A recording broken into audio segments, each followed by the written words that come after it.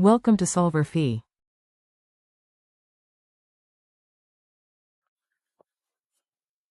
Okay, in this problem, we have the sample mean, sample size, and the standard deviation, and we need to complete these different things. So first of all, let's look at our x bar. That's 34. Our n is equal to 25, and our sigma, our standard deviation, is going to be equal to 5. Okay?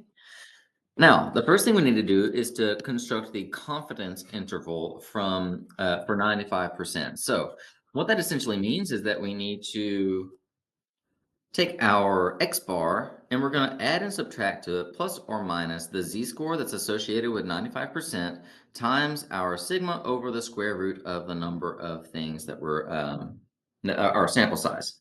Okay, so in this case, our x bar is 34. Our z-score for 95% is going to be equal to 1.96.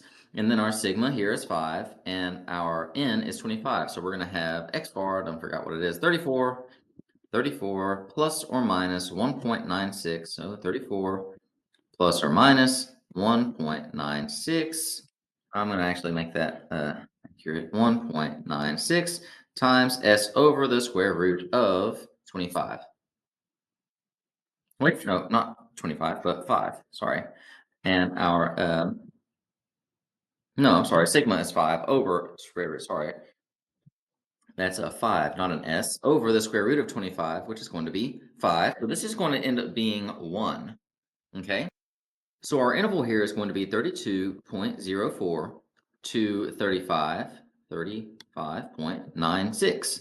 So that is going to be our confidence interval. Now, our margin of error is going to be equal this number, oops, sorry, our margin of error is going to be equal to this number right here. All right, so that essentially is just going to be 1.96. Okay, so our margin of error is going to be equal to 1.96.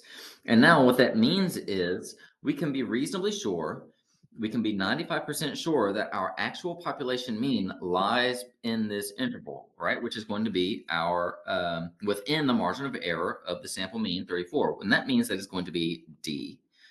Okay. And then the last one, it says to express the endpoints of the confidence interval in terms of the point estimate and the margin of error. And what that means is it's going to be 34 plus or minus 1.6, right? We're going to say it's 34 plus or minus 1.96, okay? And with that, we're done.